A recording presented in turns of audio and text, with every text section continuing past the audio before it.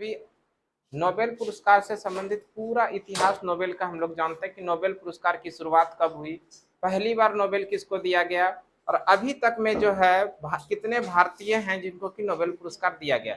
Nobel पुरस्कार के साथ साथ में हम लोग अन्य पुरस्कार को भी देखेंगे, जैसे रमन मैग्सेसे पुरस्कार आ जाएगा, ज्ञानपीठ पुरस्कार आ जाएगा। वैसे इस तरह का इंपॉर्टेंट पुरस्कार जो किसी न किसी एग्जाम में प्रश्न देखने के लिए मिलता है, वैसे प्रश्नों को, वैसे पुरस्कार को हम लोग डिटेल से देखेंगे। सबसे पहले हम लोग बात कर लेते हैं नोबेल पुरस्कार। नोबेल पुरस्कार की बात करें तो नोबेल पुरस्कार अल्फ्रेड नोबेल की याद में दिया जाता है। अल्फ्रेड नोबेल जो कि स्वीडन के एक वैज्ञानिक थे।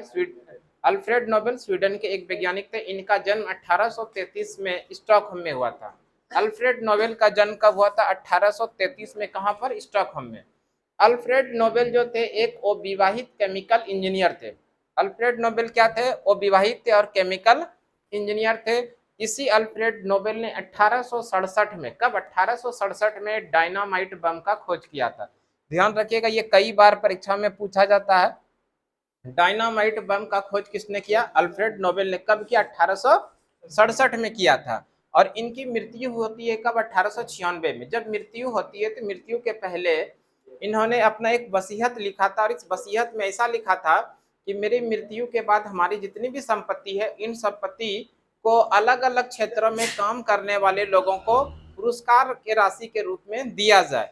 इसीलिए इनके वसीयत को जब पढ़ा गया तो 1896 के बाद एक समिति बनाई गई, और ये समिति को लागू करते करते 1900 ईस्वी तक पहुंचता है, और 1901 में पहली बार नोबेल पुरस्कार दिया जाता है। आगे बात करते हैं। नोबेल पुरस्कार एक वर्ष में एक क्षेत्र में मैक्सिमम 3 लोगों को दिया जा सकता है। मैक्सिमम कितने लोगों को दिया जा सकता है? 3 लोगों को। मैक्सिमम 3 लोगों को दिया जा सकता है, ध्यान रखिएगा। नोबेल प्राइज मैक्सिमम एक साथ 3 लोगों को दिया जा सकता है। और ध्यान रखिएगा, नोबेल पुरस्कार जो दिया जाता है प्रत्येक वर्ष, अल्फ्रेड नोबेल का पुण्यतिथि है 10 दिसंबर। अल्फ्रेड नोबेल का पुण्यतिथि 10 दिसंबर को दिया जाता है। ध्यान रखिएगा, प्रत्येक वर्ष नोबेल पुरस्कार किस दिन दिया जाता है? फिक्स डेट है 10 दिसंबर, और इसी 10 दिसंबर को अल्फ्रेड नोबेल का पुण्यतिथि है, इसीलिए प्रत्येक साल नोबेल पुरस्कार 10 दिसंबर को दिया जाता है।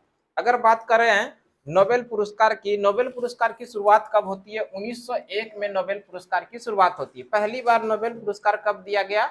1901 में। और जब नोबेल पुरस्कार की शुरुआत हुई थी तो 5 क्षेत्रों में नोबेल पुरस्कार दिया जाता था। शुरुआत में नोबेल पुरस्कार कितने क्षेत्रों में दिया जाता था? 5 क्षेत्र ये है, ध्यान रखिएगा, साहित्य, शांति, भौतिकी, रसायन और चिकित्सा। ये 5 क्षेत्र है। इसी 5 क्षेत्र में पहले नोबेल पुरस्कार दिया जाता था 1967 के पहले। 1901 में जब नोबेल पुरस्कार की शुरुआत हुई, कितने क्षेत्रों में दिया जाता था? 5 क्षेत्र। ये कौन कौन था? शांति था, साहित्य था, भौतिकी था, रसायन था और चिकित्सा था। 1967 ईस्वी में नोबेल पुरस्कार के लिए अर्थशास्त्र को भी चुना गया कि अर्थशास्त्र के क्षेत्र में भी नोबेल पुरस्कार दिया जाए। ये कब? 1967 में। और घोषणा कब होती है? 1967 में। लेकिन अर्थशास्त्र के क्षेत्र में पहली बार नोबेल पुरस्कार 1969 में दिया गया था। अर्थशास्त्र के क्षेत्र में पहली बार नोबेल पुरस्कार कब दिया गया था? 1969 में। अब हम लोग देख लेते हैं अभी तक कितने भारतीयों को, भारत के कितने लोगों को अभी तक नोबेल पुरस्कार दिया जा चुका। और इससे भी इंपॉर्टेंट है कि सबसे कम उम्र में किनको नोबेल दिया गया, साथ में अभी तक नोबेल पुरस्कार पाने वाले ऐसे कितने व्यक्ति हैं जिनको कि 2 बार मिला, 3 बार मिला। इन चीजों को आगे देख लेते हैं ना। देखिए, आगे बात करें तो भारत की तरफ से पहला जो नोबेल दिया गया था वो किसको दिया गया था? रविंद्रनाथ टैगोर को 1913 में। किस क्षेत्र में दिया गया था? साहित्य के क्षेत्र में। और साहित्य के साथ साथ याद रख लीजिएगा, गीतांजलि पुस्तक का नाम था, गीतांजलि। इसी पुस्तक के लिए रविंद्रनाथ टैगोर को पहला नोबेल पुरस्कार भारत की तरफ से दिया गया था। भारत की ओर से पहले ऐसे व्यक्ति जिनको नोबेल पुरस्कार दिया गया वो कौन है? रविंद्रनाथ टैगोर। कब दिया गया था? 1913 में। क्षेत्र था साहित्य के क्षेत्र में, और पुस्तक का नाम था गीतांजलि। ये भारतीय तो थे ही, भारत के साथ साथ में ध्यान रखिएगा एशियाई भी थे। एशियाई, पहले एशियाई जिनको कि नोबेल दिया गया वो कौन है? रविंद्रनाथ टैगोर। कब दिया गया था? 1901 में। किस क्षेत्र में? साहित्य के क्षेत्र में, और पुस्तक का नाम था गीतांजलि। आगे बात करें सीवी रमन को 1930 ईस्वी में भौतिकी के लिए नोबेल दिया गया था और किसके खोज के लिए दिया गया था? रमन प्रभाव। इसी रमन प्रभाव की खोज के लिए भौतिकी के क्षेत्र में सीवी रमन को 1930 के अंदर नोबेल दिया जाता है। ठीक है, ध्यान रखिएगा, सीवी रमन को भौतिकी के क्षेत्र में कब नोबेल दिया जाता है? 1930 में। किसके लिए? तो रमन प्रभाव के लिए इनको दिया गया था। आगे बात कर लेते हैं हरविंद खुराना। हरविंद हरगोविंद खुराना को 1968 में, है ना, हरगोविंद खुराना को 1968 में दिया गया था नोबेल। चिकित्सा के क्षेत्र में दिया गया था। किसके लिए दिया गया था? कृत्रिम जीन का ये विशेष चर्चा किया था और इस पर काम किया था। कृत्रिम जीन के लिए, कृत्रिम जीन के लिए काम किया था, इसलिए चिकित्सा के क्षेत्र में हरगोविंद खुराना को 1968 में नोबेल पुरस्कार दिया गया। आगे बात कर लेते हैं मदर टेरेसा। मदर टेरेसा को 1979 में समाज सेवा के लिए शांति का नोबेल पुरस्कार दिया गया था। इंपॉर्टेंट है, इसको ध्यान रखिएगा। मदर टेरेसा को 1979 में समाज सेवा के काम के लिए शांति का नोबेल पुरस्कार दिया गया था। आगे बात कर ले अमर्त्य सेन। अमर्त्य सेन को 1998 में अर्थशास्त्र में काम करने के लिए अर्थशास्त्र के क्षेत्र में नोबेल दिया गया। इंपॉर्टेंट है, याद रखिएगा, अमर्त्य सेन को किस क्षेत्र में नोबेल दिया गया था? तो अर्थशास्त्र के क्षेत्र में नोबेल दिया गया था। कब? 1998 में। आगे बात कर लेते हैं वी.एस. नायपॉल। वी.एस. नायपॉल को 2001 में साहित्य के क्षेत्र में नोबेल दिया गया था, है ना। ये सारे जितने भी है वो क्या है? भारतीय है। इसी के साथ याद रखिएगा कैलाश सत्यार्थी। कैलाश सत्यार्थी को 2014 ईस्वी में शांति का नोबेल पुरस्कार दिया गया था। इन्होंने बच्चों को शिक्षा लेने के लिए, यानी कि पढ़ने के लिए प्रेरित किया था। बच्चों को स्कूल जाने के लिए प्रेरित किया था, शिक्षा लेने के लिए प्रेरित किया था कैलाश सत्यार्थी ने, इसलिए उनको 2014 के अंदर शांति का नोबेल दिया गया। और इसी के साथ कैलाश सत्यार्थी के साथ साथ याद रखिएगा मलाला यूसुफजई। मलाला यूसुफजई, मलाला यूसुफजई। और ये मलाला यूसुफजई जो थे, ये पाकिस्तान की एक छोटी सी लड़की थी जिसका उम्र था 17 वर्ष। कितना उम्र था? 17 वर्ष। मलाला यूसुफजई, मलाला यूसुफजई ने तालिबानियों का विरोध करते हुए पाकिस्तान की महिलाओं को, वहां की लड़कियों को स्कूल भेजने का काम करती थी। तालिबानियों का विरोध करते हुए, है ना, स्कूल भेजने के लिए, वहां की बच्चियों को स्कूल भेजने के लिए प्रेरित करती थी। इसीलिए तालिबानियों ने मलाला यूसुफजई के ऊपर में गोली से हमला भी किया, ये घायल भी हुई, फिर भी हिम्मत नहीं हारी और स्कूल जाने के लिए बच्चों को प्रेरित करती रही। इसीलिए इनको शांति का नोबेल पुरस्कार दिया गया था 2014 के अंदर। मलाला यूसुफजई का संबंध पाकिस्तान से है। और इसी के साथ याद रखिएगा सबसे कम उम्र में महिला जिनको कि नोबेल दिया गया वो कौन है? मलाला यूसुफजई। सबसे कम उम्र की महिला जिनको कि नोबेल दिया गया वो कौन है? मलाला यूसुफजई। और मलाला यूसुफजई का दिवस भी मनाया जाता है 12 जुलाई को, ध्यान रखिएगा, 12 जुलाई को मलाला दिवस के रूप में मनाया जाता है। मलाला दिवस, ये भी ध्यान रखिएगा, मलाला दिवस कब मनाया जाता है? 12 जुलाई को। प्रत्येक वर्ष 12 जुलाई को मलाला दिवस मनाया जाता है। मलाला यूसुफजई सबसे कम उम्र की महिला जिनको नोबेल दिया गया, है ना, किस लिए दिया गया? शांति के क्षेत्र में दिया गया। इन्होंने पाकिस्तान के अंदर वहां की महिलाओं को तालिबानियों का विरोध करते हुए स्कूल जाने के लिए प्रेरित करती थी और स्कूल भेजने का काम करती थी, इसलिए शांति का नोबेल पुरस्कार 2014 के अंदर दिया गया। और भारत में कैलाश सत्यार्थी को दिया गया था 2014 में शांति का नोबेल पुरस्कार। मलाला यूसुफजई का उम्र उस समय 17 वर्ष था और इसीलिए सबसे कम उम्र की महिला जिनको नोबेल दिया गया वो कौन है? मलाला यूसुफजई। मलाला दिवस कब मनाया जाता है? प्रत्येक वर्ष 12 जुलाई को मलाला दिवस मनाया जाता है। आगे और भी देखते हैं, इसी से संबंधित प्रश्न है उसको देख लेते हैं। देखिए आगे बात करें, भारत की तरफ से महात्मा गांधी को शांति का नोबेल पुरस्कार के लिए 5 बार नामित किया गया, लेकिन एक बार भी इसका चयन नहीं हो पाया। कब कब नामित किया गया? तो ध्यान रखिएगा 1937 में, 1938 में, 1939 में, 1947 में और 1948 में। तो ध्यान रखिएगा महात्मा गांधी को शांति का नोबेल पुरस्कार के लिए कितनी बार नामित किया गया? 5 बार नामित किया गया, 1937, 38, 39 और 1947 और 1948 में, लेकिन एक बार भी चयन नहीं हो पाया। और आगे का प्रश्न है कि 1974 के बाद मरणोपरांत भारत रत्न पुरस्कार दिए जाने की घोषणा बंद कर दिया गया। यानी कि 1974 के बाद मरणोपरांत नोबेल पुरस्कार दिया जाना बंद कर दिया गया। 1974 के बाद जो व्यक्ति मर गए, जिनका निधन हो गया, उनको नोबेल पुरस्कार नहीं दिया जा सकेगा, है ना। 1974 के पहले दो लोगों को दो बार 1931 में और 1961 में मरणोपरांत भारत रत्न दिया गया था। एक क्वेश्चन और ध्यान रखिएगा, भारत की तरफ से पहले व्यक्ति जिनको भारत रत्न भी दिया गया, भारत का सर्वोच्च नागरिक सम्मान है भारत रत्न भी दिया गया और नोबेल पुरस्कार भी दिया गया, ध्यान रखिएगा, वो है सीवी रमन। कौन कौन? भारत रत्न और नोबेल पुरस्कार, भारत रत्न भी दिया गया और नोबेल पुरस्कार भी दिया गया। वो कौन है? सीवी रमन। कौन है? ध्यान रखिएगा, वो है सीवी रमन। सीवी रमन को नोबेल पुरस्कार अभी बताएं 1930 में दिया गया था, जबकि भारत रत्न 1954 में दिया गया था। 1954 में भारत रत्न भारत के अंदर दिया जाने वाला सर्वोच्च नागरिक सम्मान है और 1954 में इसका शुरुआत ही हुआ था। और जब शुरुआत हुआ तो पहला इसका नाम सिलेक्शन हुआ था किनका? सीवी रमन का। 1954 में इनको भारत रत्न दिया गया और 1930 में इनको नोबेल पुरस्कार दिया गया था। नोबेल पुरस्कार 1930 में दिया गया था भौतिकी के क्षेत्र में रमन प्रभाव के खोज के लिए। तो इस तरह से ये भी ध्यान रख लीजिएगा, भारत के पहले व्यक्ति जिनको कि नोबेल पुरस्कार के साथ साथ में भारत रत्न पुरस्कार भी विजेता है, वो कौन है? सीवी रमन। ठीक है, इसी से संबंधित और भी प्रश्न बनेगा, उसको देखते हैं आगे। देखिए आगे है, दो बार नोबेल पुरस्कार विजेता का नाम याद रखिएगा, मैडम क्यूरी।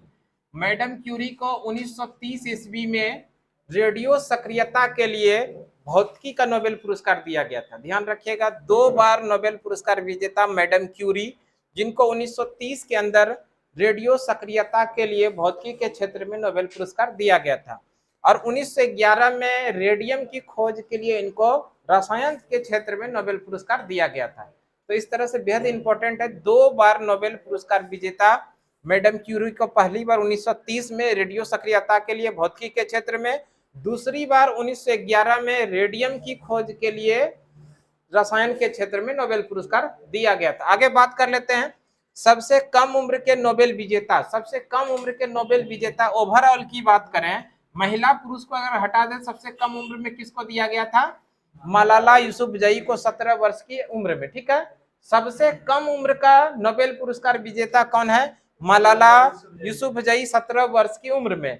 लेकिन अगर पुरुष और महिला की बात करेगा, पुरुष में लॉरेंस ब्रैंग, इनको 25 वर्ष की आयु में दिया गया था, और महिला में अगर बात करेगा तो मलाला यूसुफ। ओवरऑल बात करें कि सबसे कम उम्र के नोबेल पुरस्कार के विजेता कौन है, तब आंसर होगा मलाला यूसुफजई। और अगर उसके अंदर पुरुष डाल देता है तब आंसर हो जाएगा लॉरेंस ब्रैंग, इनको 25 वर्ष की आयु में नोबेल दिया गया था। आगे देख लेते हैं और भी पुरस्कार है। देखिए ऑस्कर अवार्ड की बात करें, ऑस्कर अवार्ड किस क्षेत्र में दिया जाता है? फिल्म में। फिल्म के क्षेत्र में विश्व में सबसे बड़ा पुरस्कार है ऑस्कर अवार्ड। विश्व में फिल्म के क्षेत्र में दिया जाने वाला सबसे बड़ा पुरस्कार ऑस्कर अवार्ड। इस ऑस्कर अवार्ड की शुरुआत हुई थी 1929 में। शुरुआत कब हुई थी? 1929 में। ध्यान रखिएगा, शुरुआत होती है 1929 में, और प्रत्येक वर्ष ये फरवरी महीने में दिया जाता है। कब दिया जाता है? फरवरी महीने में दिया जाता है। कहां से? ये भी ध्यान रखिएगा, लॉस एंजिल्स से। लॉस एंजिल्स, और ये लॉस एंजिल्स कहां पर है? अमेरिका में। लॉस एंजिल्स में प्रत्येक वर्ष ऑस्कर अवार्ड दिया जाता है फरवरी में, है ना। और लॉस एंजिल्स कहां पर है? अमेरिका में। अगर बात कर लेते हैं कि ऑस्कर अवार्ड की शुरुआत 1929 में होती है।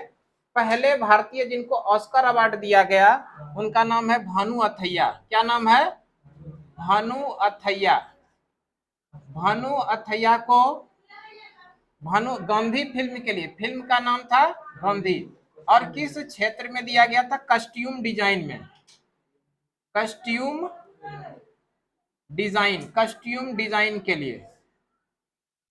डिजाइन के लिए इनको दिया गया था। भानु अथैया को पहला नोबेल पुरस्कार, ऑस्कर अवार्ड। भारत की तरफ से पहले भारतीय जिनको ऑस्कर अवार्ड दिया गया, क्या नाम है? भानु अथैया। किस मूवी के लिए? गांधी के लिए। और किस क्षेत्र में दिया गया था? कस्ट्यूम डिजाइन के लिए। ये ऑस्कर अवार्ड हुआ।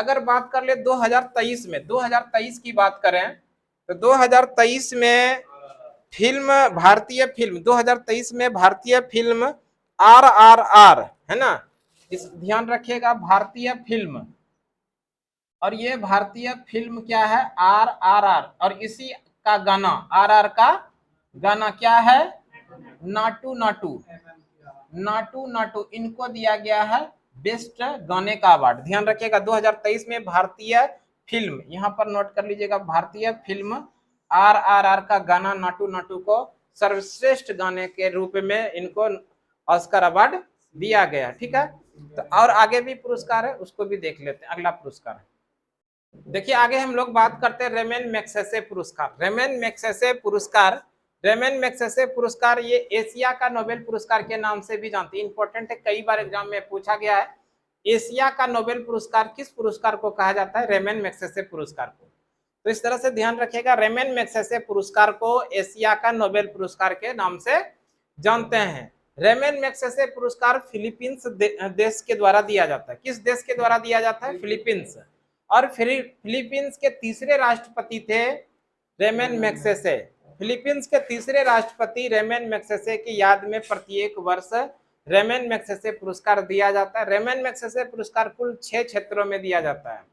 रेमन मैग्सेसे पुरस्कार कुल कितने क्षेत्रों में दिया जाता है, 6 अलग अलग क्षेत्रों में दिया जाता है रेमन मैग्सेसे पुरस्कार।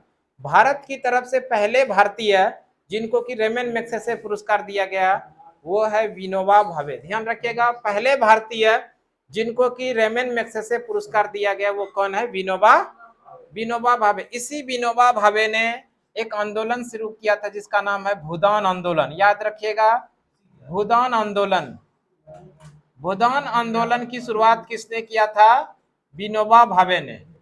भूदान आंदोलन की शुरुआत किसने किया था, विनोबा भावे। विनोबा भावे भारत के पहले ऐसे भारतीय हुए जिनको कि रेमन मैग्सेसे पुरस्कार सम्मानित किया गया। रेमन मैग्सेसे पुरस्कार कहां से दिया जाता है, फिलीपींस। और फिलीपींस की अगर राजधानी की बात कर लें तो फिलीपींस की राजधानी कहां पर है, मनीला में। फिलीपींस की राजधानी कहां पर है, मनीला। और इसी मनीला में अंतरराष्ट्रीय चावल अनुसंधान संस्थान है। अंतरराष्ट्रीय चावल अनुसंधान संस्थान कहां पर है, मनीला के अंदर। और इसी मनीला के अंदर एशियाई डेवलपमेंट बैंक है ना, एशियाई डेवलपमेंट बैंक का हेडक्वार्टर भी है, एडीबी, एशियाई डेवलपमेंट बैंक, एशियाई विकास बैंक का हेडक्वार्टर कहां पर है, फिलीपींस देश की राजधानी मनीला में। इसी मनीला के अंदर अंतरराष्ट्रीय चावल अनुसंधान संस्थान का हेडक्वार्टर है। अगर बात कर ले राष्ट्रीय चावल अनुसंधान संस्थान तो कटक में है। राष्ट्रीय चावल अनुसंधान संस्थान कहां पर है, कटक। नेक्स्ट क्वेश्चन, नेक्स्ट पुरस्कार, अगला पुरस्कार देख लेते हैं, आगे और भी प्रश्न है। देखिए, ज्ञानपीठ पुरस्कार की बात करते हैं हम लोग, है ना। ज्ञानपीठ पुरस्कार साहित्य के क्षेत्र में भारत में दिया जाने वाला सर्वोच्च सम्मान। साहित्य के क्षेत्र में भारत के अंदर दिया जाने वाला सर्वोच्च सम्मान कौन सा है, ज्ञानपीठ पुरस्कार। भारत में साहित्य के क्षेत्र में दिया जाने वाला सर्वोच्च सम्मान है ज्ञानपीठ पुरस्कार। ज्ञानपीठ पुरस्कार जो दिया जाता है भारतीय संविधान के 8वीं अनुसूची में 22 भाषा है, इन्हीं क्षेत्रों में दिया जाता है ज्ञानपीठ पुरस्कार। ध्यान रखिएगा, ज्ञानपीठ पुरस्कार भारतीय संविधान के 8वीं अनुसूची में कितने भाषा है, 22 भाषा, इन्हीं भाषाओं के अंदर दिया जाता है ज्ञानपीठ पुरस्कार। अगर बात कर लें पहला ज्ञानपीठ पुरस्कार किनको दिया गया था तो 1965 ईस्वी में पहला ज्ञानपीठ पुरस्कार जयशंकर कुरूप को दिया गया था।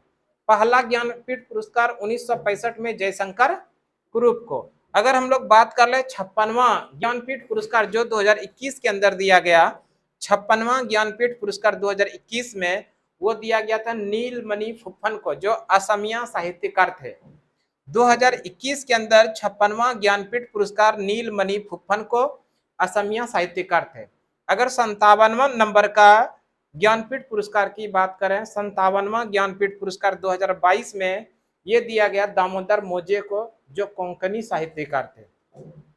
किस भाषा के लिए दिया गया था, कोंकणी के लिए। किनको दिया गया था 57 नंबर का, तो दामोदर मोजे को दिया गया था 2022 का 57वां ज्ञानपीठ पुरस्कार।